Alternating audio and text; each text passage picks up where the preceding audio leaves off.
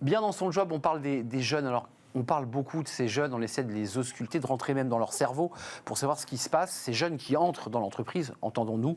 On en parle avec Eric Gras. Bonjour Eric. Bonjour. Ravi de vous accueillir. Vous êtes Head of Talent Intelligence chez Indeed. Vous êtes l'ambassadeur de cette entreprise. Avec une étude sous le bras qui est sortie récemment, juin. Ouais. Début juin. Ouais. D'abord, l'esprit de l'étude, c'était quoi? C'était d'avoir une photo de l'état d'esprit des jeunes quand ils entrent en entreprise. C'était ça l'idée. C'est d'aller au-delà de la data, parce qu'on collecte énormément de données, comme vous le savez. La donnée ne montre pas tout, et donc c'était de prendre le pouls un peu du comportement des jeunes face à l'emploi, face à l'entreprise. Rapport de la génération Z au travail, sondage d'ailleurs réalisé, faut-il le préciser, avec OpinionWay, 65% des salariés français considèrent que les plus jeunes et ceux qui arrivent sur le marché de l'emploi ont trop d'exigences. Alors, c'est parfois dit à mots feutrés sur ce plateau, mais on l'entend très souvent. C'est-à-dire qu'on sent une hésitation chez le RH, mais quand même ça ressort. Ça veut dire quoi, trop d'exigences? En fait, je pense que c'est un sentiment un peu de jalousie. En fait, ouais, comme le marché de l'emploi a changé, ouais. Oui, en fait, honnêtement, on est passé, je le dis et répète tout le temps cette phrase, mais d'un marché de sélection à un marché de séduction. Et donc, toute la génération, qui est la nôtre, n'a pas vécu ce rapport au travail.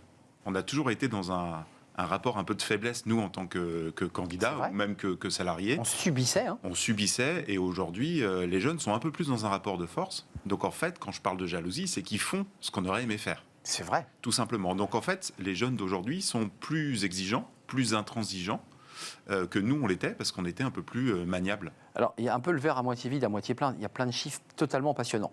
Commençons par, j'allais dire, les critiques, le volet jalousie.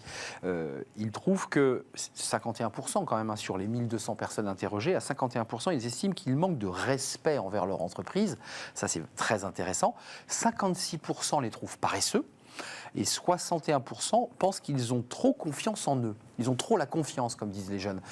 Ça dit quand même quelque chose du rapport qu'entretiennent les plus anciens sur cette jeunesse?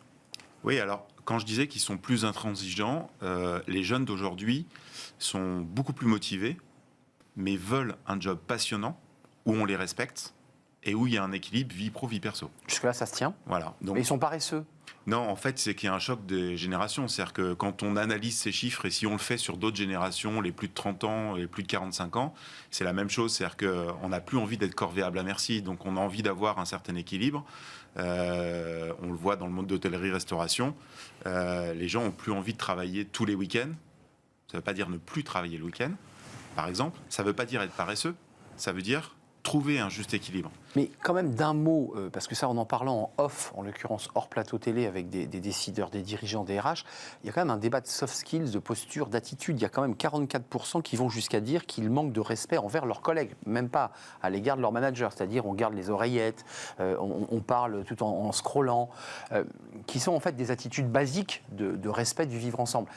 Vrai ou pas vrai, ça aussi? Ou est-ce qu'on est encore une fois dans une sorte de distorsion liée à un choc de génération? Oui, je pense qu'on est plus lié à un choc de génération. Je me souviens, moi, d'un de mes anciens patrons qui m'avait dit avoir recruté son nouveau DAF, qui avait un rapport au travail totalement différent, et ça l'avait perturbé parce que lui avait des codes différents. En tant que patron, il devait être le premier arrivé, le dernier parti, et ce nouveau DAF, qui a été le DAF le plus performant qu'il n'ait jamais eu, avait pas du tout le même rapport au travail. C'est-à-dire que lui, il voulait amener ses enfants le matin à l'école, aller les chercher le soir. Par contre, il faisait pas 10 000 pauses, il prenait pas 1h30 pour manger le midi, il était dans l'efficacité absolue. Et on a en effet beaucoup de jeunes qui travaillent avec la musique dans les oreilles, c'est pas pour autant qu'ils sont moins efficaces, c'est juste une perception.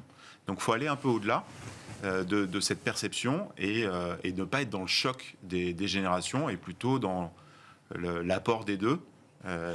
Et pas tout de suite dire que c'est un manque de respect. La photo d'Indeed qui est quand même assez intéressante parce que malgré tout elle met les pieds dans le plat, cette photographie. Il faut ensuite adresser des propositions, je sais pas, à vos clients, aux RH, ceux qui nous regardent. Qu'est-ce qu'ils font? Qu'est-ce qu'ils doivent faire? Parce qu'il y a quand même, au-delà du choc, si quelqu'un vient qui n'a pas la bonne attitude, qui n'a pas le bon ton, même s'il a les compétences, objectivement, moi j'hésite à le recruter. Je prends toujours l'exemple des entreprises en B2C. Pour s'adresser à ses clients, il faut connaître ses clients. Et donc, une entreprise qui fonctionne, elle connaît ses clients et elle adapte ses produits, ses services à sa clientèle.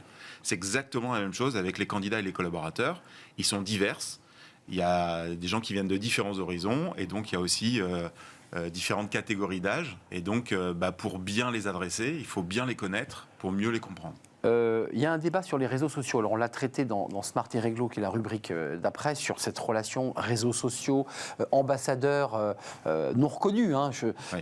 Ça aussi, c'est quelque chose qui est en train de révolutionner l'entreprise. Et parce que ces jeunes apportent ça dans l'entreprise, on parle de l'entreprise sans tabou.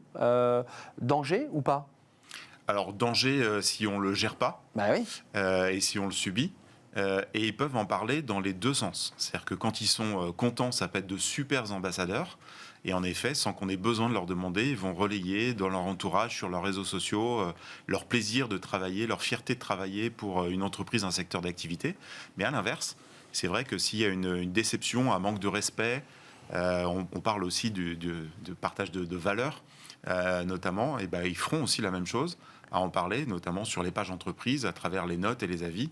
Et donc, ça va contribuer à détériorer l'image de marque. Pour boucler, vous nous dites que notre génération a eu à subir finalement d'une manière assez asymétrique la relation au travail et est en train de s'opérer aujourd'hui avec cette génération, parce que le marché du travail est très vif, une inversion. C'est-à-dire que c'est plus le recruteur qui a la main, mais c'est celui qui va être recruté, c'est le candidat. C'est ça qui se passe dans cette étude. C'est ça, c'est une génération plus exigeante, mais aussi plus engagée. Et donc, elle choisit ses combats, elle choisit son entreprise, son secteur d'activité. Il ne faut pas lui mentir, il ne faut pas lui vendre du rêve. On voit dans cette étude aussi le taux de démission. On parle du rash quitting, du conscious quitting. Rash quitting, c'est quoi? J'envoie plein de CV pour me barrer de la boîte, pour... Non, le rash quitting, c'est démissionner du jour au lendemain. C'est ça. Et quand on voit le chiffre que sur les jeunes, on se dit que c'est énorme, mais quand on regarde les plus de 30 ans, il n'est pas très loin. Il n'y a que 10 points d'écart. Donc en fait, c'est aussi une tendance globale. Je vais voir mon RH et je m'en vais. Je demande rien, je m'en vais. Voilà, c'est vraiment, là, on me manque de respect, on me traite mal, etc. Donc, comme j'ai le choix, je suis sur un marché dynamique, je regarde ailleurs, je suis en veille, et donc je pars du jour au lendemain. Et ensuite, il y a l'apply quitting. C'est des termes très anglo-saxons, mais c'est postuler en masse. C'est celui-là. Voilà. Il ne faut pas oublier qu'aujourd'hui, encore plus de 80% des candidatures ne reçoivent jamais de réponse. Donc, mécaniquement, les candidats postulent en masse pour augmenter leurs chances d'avoir des réponses. Avant de nous quitter, comment on les garde? Parce que là, avec cette photographie, on voit que c'est une vraie révolution dans la relation au travail. Comment, non seulement on les engage, mais surtout comment un RH se dit, comment je garde cette pépite-là? Parce que dans 6 mois, je sais qu'il est parti, je le sens. Il faut plus parler d'engagement que de garder les gens. Le mot rétention, moi, me gêne. Oui. Parce que là aussi, le rapport au travail est différent. C'est vrai. Il y a beaucoup de RH et de patrons qui me disent je ne comprends pas, au bout de 5 ans, ils s'en vont. Avant, rester 10-15 ans dans mon entreprise.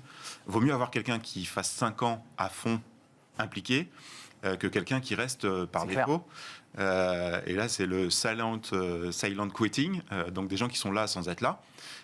J'avais le quiet quitting, moi, pour terminer. Voilà. Bon, donc c'est plutôt l'engagement qu'il faut travailler. Et puis il y a des étapes dans la vie. Donc plus on est jeune, plus on a envie d'apprendre. Et donc parfois on va faire des sauts de puce pour apprendre rapidement de plusieurs entreprises et plusieurs secteurs d'activité. Et ça fait partie de la vie. Pour upgrader ses compétences afin d'utiliser un dernier mot anglais, comme ça on est totalement complet. Merci Eric Grad d'être venu nous éclairer. Étude passionnante réalisée par Indeed, près de 2000 personnes interrogées, un petit peu moins. Merci d'être venu nous rendre visite. Vous êtes l'ambassadeur de Indeed et Head of Talent Intelligence. On aura été très complet sur les mots en anglais aujourd'hui. Merci Eric. On tourne une page et on se tourne vers Smart et Réglo parce que c'est intéressant de s'intéresser à des outils peu médiatisé. Tiens, on en parle juste après.